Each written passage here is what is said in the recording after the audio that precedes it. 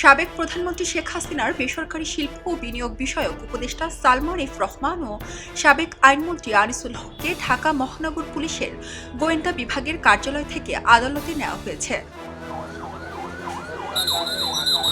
14 August বিকেল 5:15 তাদের mint রোডের ডিবি কার্যালয় থেকে আদালতে নেওয়া হয়।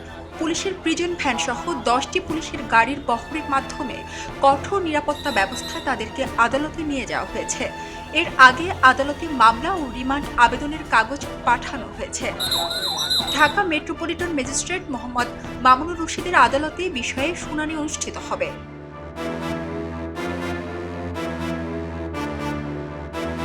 এর আগে 13 আগস্ট রাতে রাজধানী নিউ মার্কেট থানায় হওয়া হত্যা মামলায় তাদের গ্রেপ্তার করা হয়। পরে ঢাকার মিন্ট রোডের ডিবি কার্যালয়ে রাখা হয় তাদের। গেল 16 জুলাই কোটা বিরোধী আন্দোলন চলাকালে রাজধানী নিউ মার্কেট এলাকায় পাপোশের দোকানের কর্মচারী শাহজাহান আলীকে হত্যা মামলায় অভিযোগে তার মা আয়েশা বেগম একটি মামলা করেন। এদিকে সোশ্যাল মিডিয়ায় সালমান এফ রহমান ও আনিসুল হকের গ্রেপ্তারের কয়েকটি ছবি ভাইরাল হয়েছে, যা দেখে বিস্মিত সাধারণ মানুষ।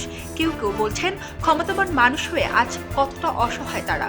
তাদের আজকের এই পরিস্থিতি দেখে অনেকেই বলছেন, কোটি কোটি টাকাও তাদের বাঁচাতে পারল না, জীবনের টাকাই সব না, এমন প্রশ্নও তুলছেন সাধারণ মানুষ।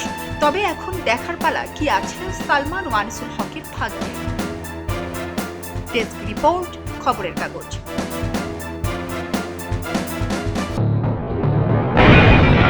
সবাই যখন জোয়ারে গা ভাসায়, কেউ কেউ শির দাঁড়া সোজা করে ঘুরে দাঁড়ায়।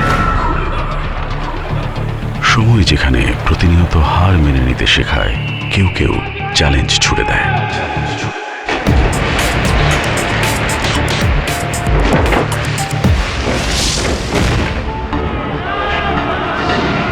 পক্ষপাতের ভিড়ে আজ থেকে কোনো পক্ষ নয়, খবর হবে নিরপেক্ষ।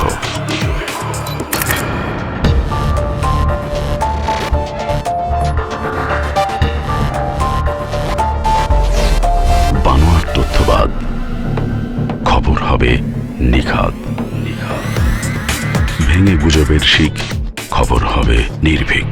এলো মুক্ত চিন্তার স্বাধীন দৈনিক খবরের কাগজ। এখন খবর হবে নিখাদ, নির্ভীক, নিরপেক্ষ।